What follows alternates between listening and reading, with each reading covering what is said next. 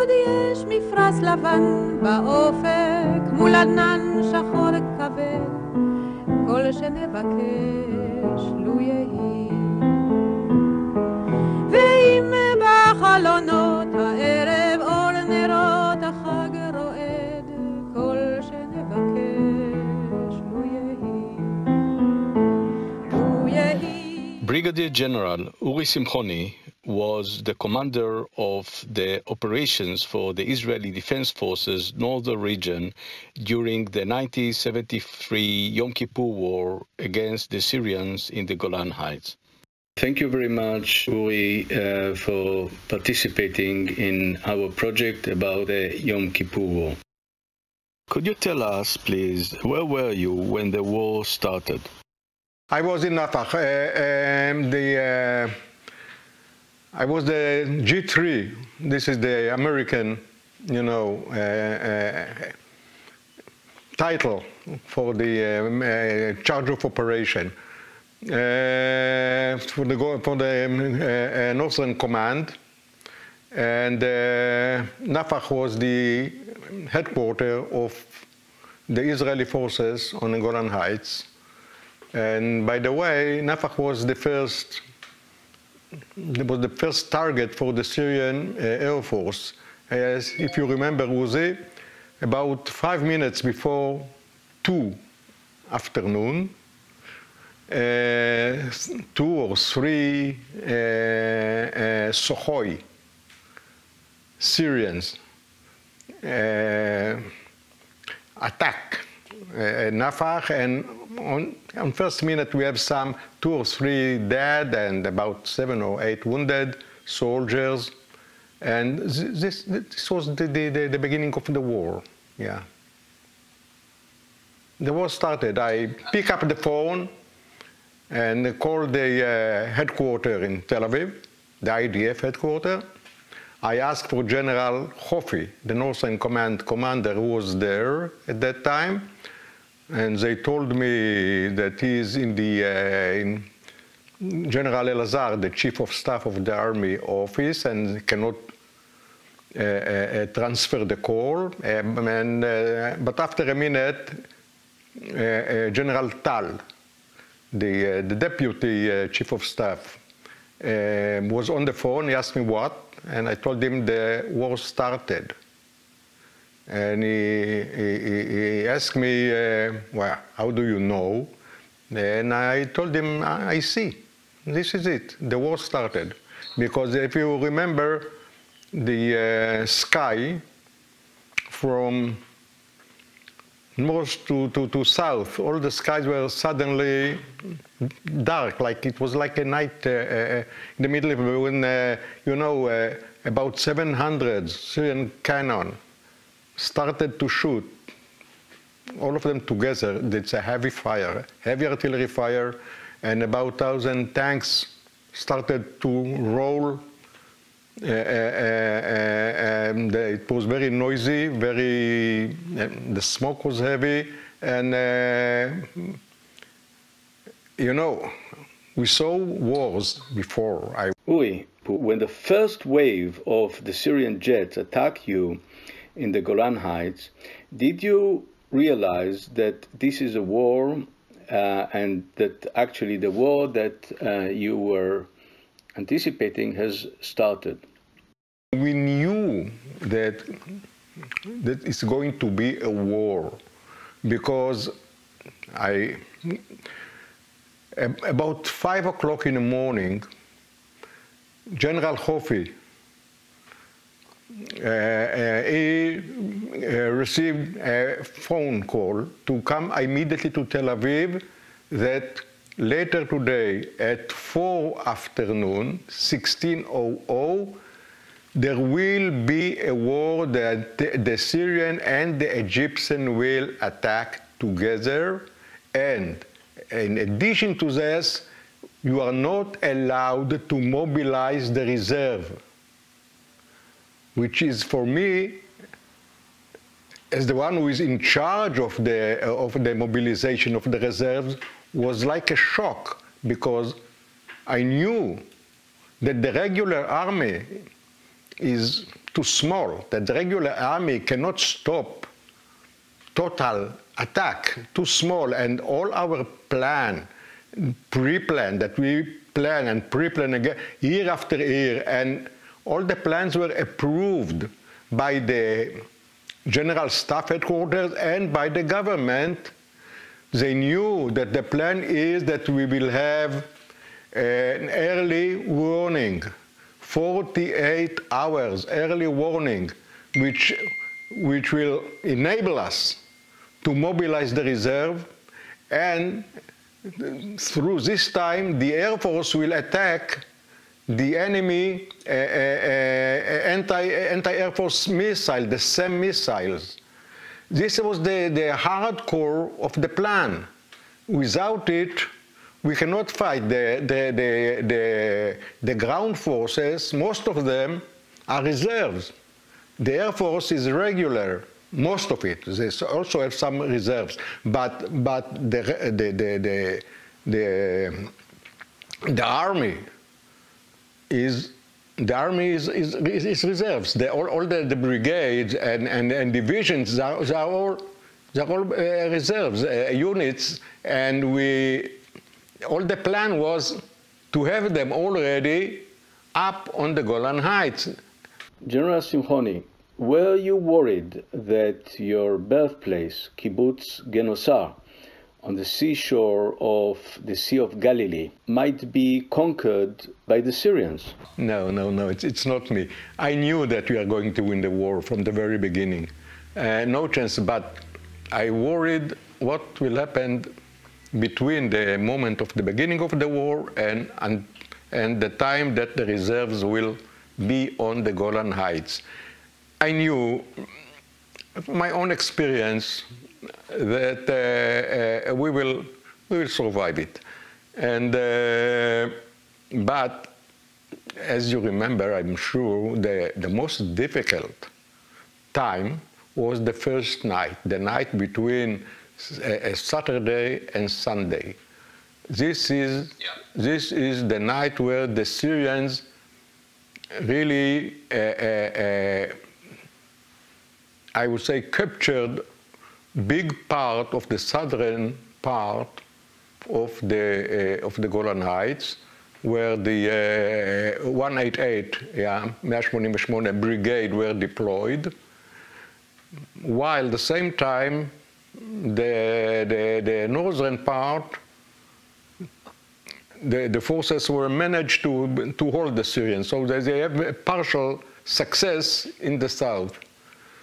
And now our problem was to change all the plans and to send all the forces to the south instead of to the north, which was the original plan. And the whole mobilization mechanism were confused totally, because the tanks from Philon that belongs to Brigade 179, which was this was the first brigade that we called it the fast brigade, that should be the first brigade, the reserve brigade on the Golan Heights. The tanks were in Philon, very close to Bnot Yaakov bridge. But when 7th Brigade arrived from Sinai, they came without tanks. They took the tanks from Philon. When they arrived to Philon, the Philon was empty, no tanks for them. So we have to send them to Tzomet Golani to take other tanks from Tzomet Golani. It's a big mix, but anyway, I believe because of the devotion and the well-trained, very well-trained and ambitious reserve units, they managed to overcome all those complications, all those difficulties, and to be very, very, very fast on the Golan Heights, because around 10, 11 in the night of Saturday, the first tanks were already fighting with the Syrians on the Neft road, on Syrian Neft, between Nafach and Hushnia. And after about 28 hours, all of our reserve units were already in direct direct fighting with the Syrians all over the Golan Heights. So it was much, much faster than everybody can even imagine. And even we know from the Syrian literature later on, etc., that they were really surprised because they knew the way we knew about their plans, plus minus. They knew about ours. And they knew that they have 48 hours really of kind of freedom to complete all their plans before their arrival and to take the Jordan bridges to avoid the reserves to climb up to the mountains. But the reserves came earlier. Yeah. General Simchony, Moshe Dayan, the legendary Israeli defense minister, has collapsed during the first days of the war. You were an eyewitness. You saw it. Can you please elaborate on this very moment when you saw the hero of Israel collapsing? I saw him. He came to our headquarters on the Canaan mountains, called it Armon, yeah, temple. And he was in a panic. He was panicked, and I looked at him because we are around the small table, all of us together, and I gave him a kind of report where the forces are and what happened here, all the stories. And he was shaking, and I'm deeply disappointed because for me, Moshe Dayan, the hero of 67, the hero of 56, collapsing too early, because I knew that it will take 3-4 hours and we are going to change the situation. Just give us some time. I already knew that we are in a process of taking control of the situation, because I knew exactly where all the reserve units are along the roads to the Golan Heights, and I knew that we already have tanks going up to El Al, and we already have a tanks battalion going up in the Gamla. And I knew that another battalion tank going up to Yehudia, and I knew that this is okay. We will capture the key points on the Golan Heights before the Syrian will reach them. So we will not allow them to go down to the Jordan and to the Sea of Galilee. And we managed to catch this line before the Syrians army, and they surprised by that, but I knew that, don't panic.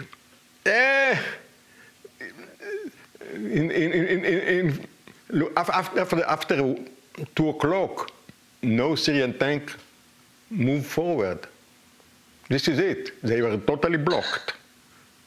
So you said that I saw the panic.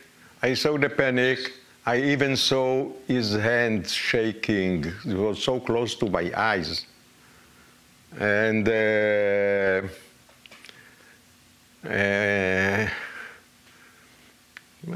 was a disappointment. First of all, he realized what a mistake he made. And he knew inside that he is responsible for the situation because,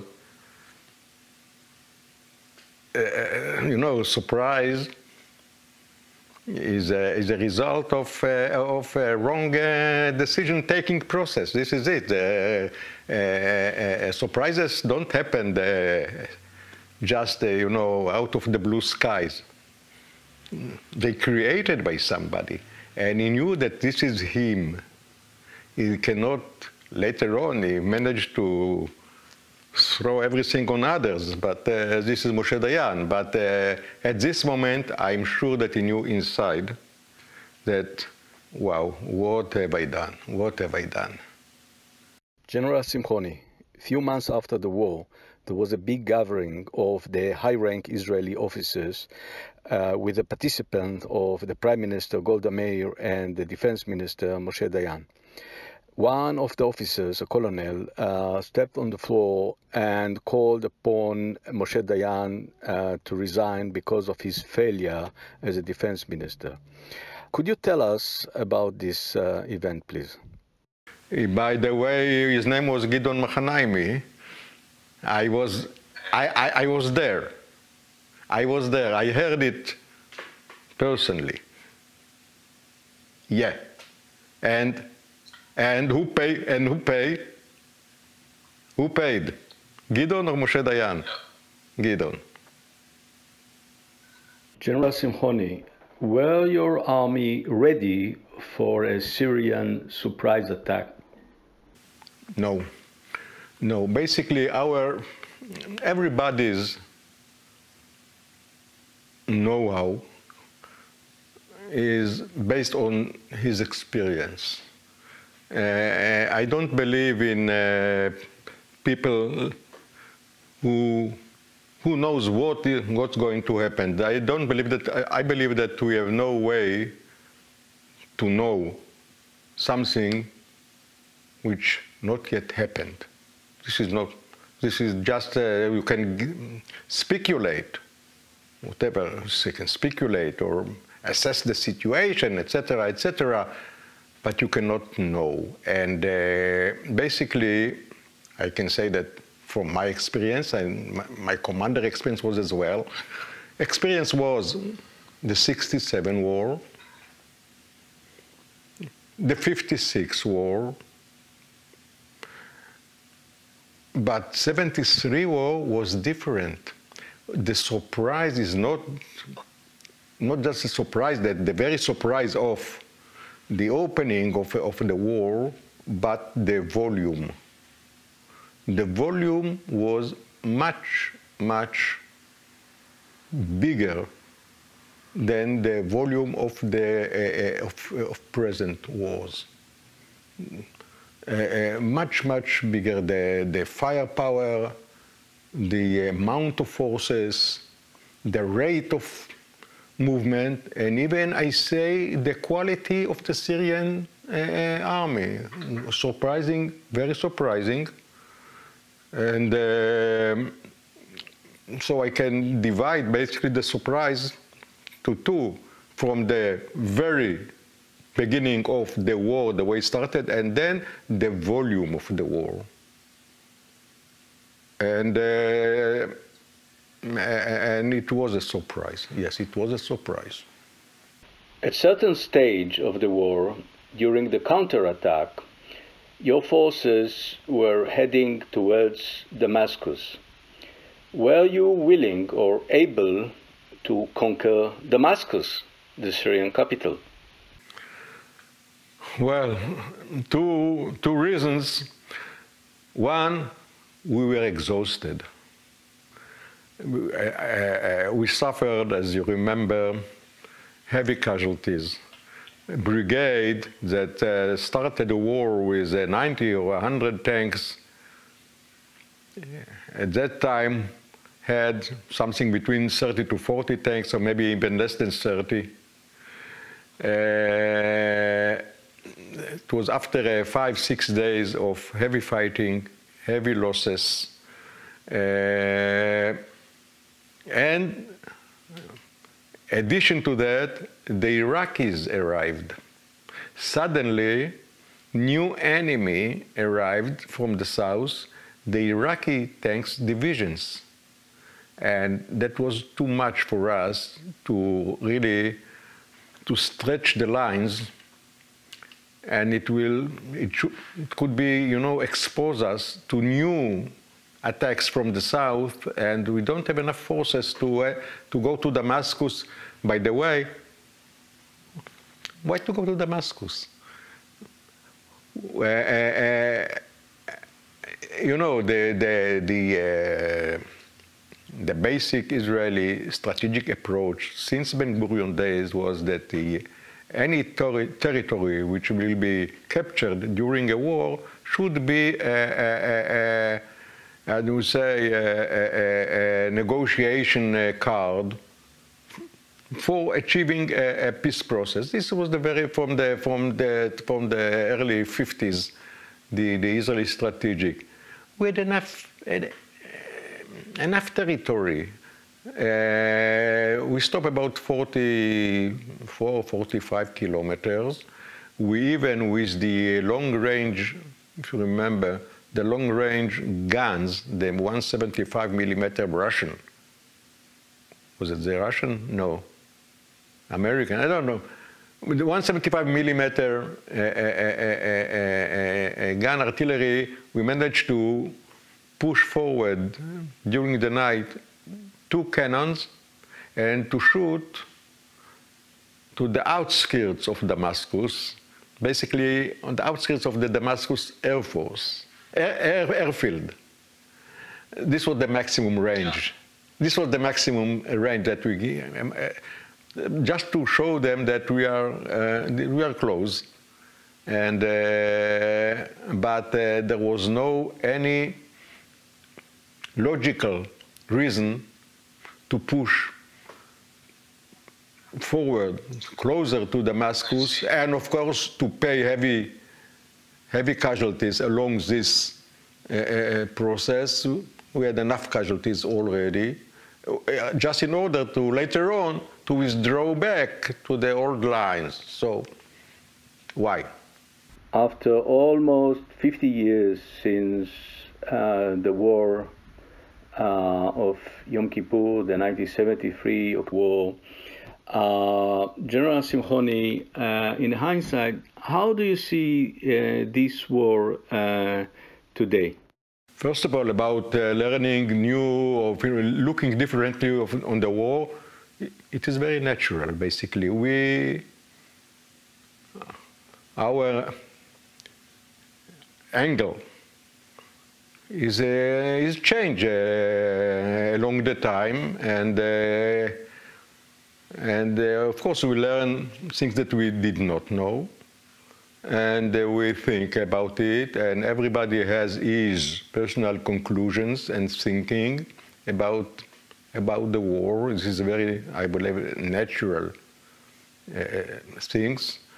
Basically, you know, if you now, in my age, I'm 84 now, you think philosophically about wars more than militarily about war. And you know that, first of all, that surprise is a part of our way of life and our way of thinking. Surprise are not results of one things. And basically surprises surprises happen slowly. It's a long process from a meeting to a meeting, discussion after discussion, and suddenly you go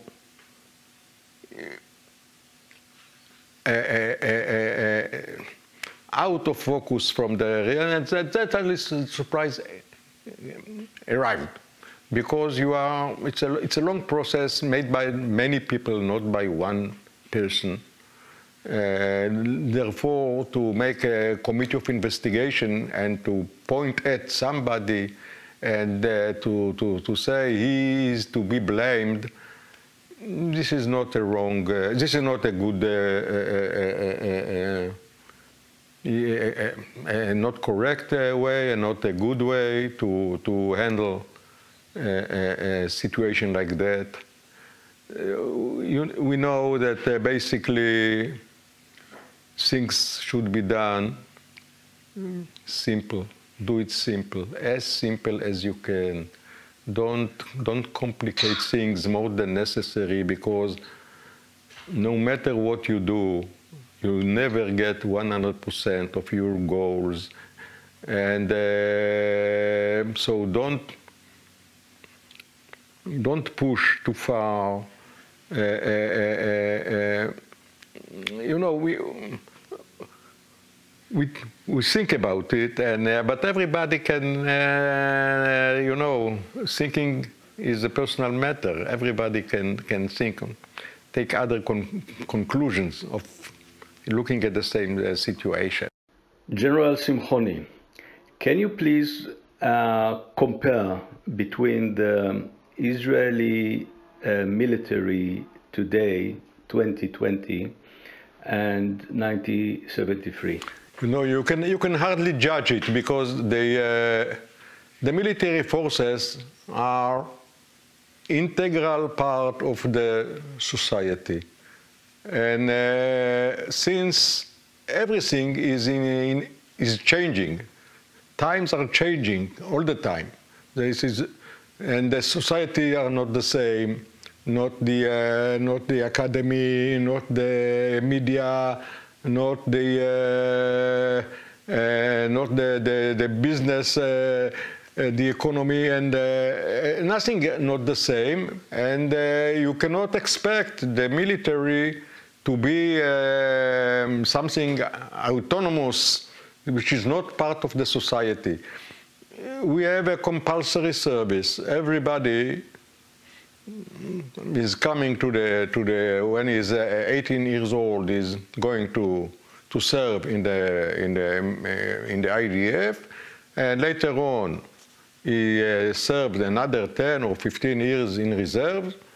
This is part of our life, and like everything change, military change as well. Therefore, you cannot judge it independently from other phenomenon, social phenomenon that you see in Israel. Now, of course, things were much more simple in the past. So, for example, I started my military career in the paratroopers. It was only battalion there. 890, the first paratroopers battalion, and at that time, during the early 50s, only one battalion carried on all the anti-terrorist raids that came earlier than the 56 war. I personally participated in, I believe, around 14, 15, something like that. I don't remember even the numbers of them. They were different from from fighting terrorists, because at that time we used to launch the attack on regular military forces, Egyptians, Syrians, and Jordanians, but not on the terrorists, because there was no idea. The terrorists were not there. Not existed yet. They appeared much later, and but at that time we don't have the capabilities that the IDF has now, like long-range missiles and all the intelligence capabilities and everything. What we see here, killing somebody here and somebody there, and from the air by RPV or by I don't know how even. No matter what.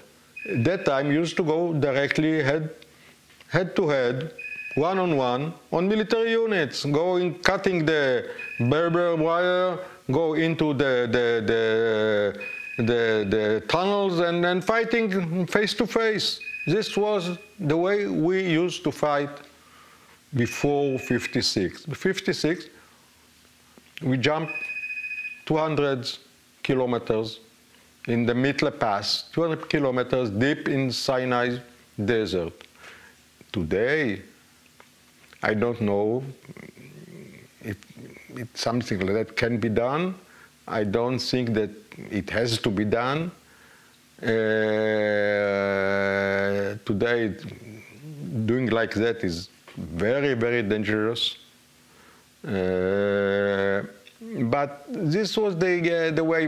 Basically, during the 50s, we saw ourselves as invincible.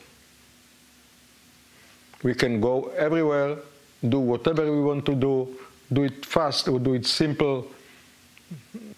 The success of the 67 were in 5 days, we managed to totally destroy the Egyptian, the Syrian, and the Jordanian military forces. And suddenly, we became big country. We more than double our territories. So, Dayan, I remember Dayan when I was in the PUM, the military academy. Dayan appeared to talk and he said that we are the 5th power in the world. Yeah, no. America, Russia, England, French, Israel. That was the world superpowers order after 67. And, you know, sons of God. General Simchony, thank you so much for sharing with us your reflection about the 1973 Yom Kippur War between Israel and Syria. Thank you very much. All right. See you. Call me when you come to Israel.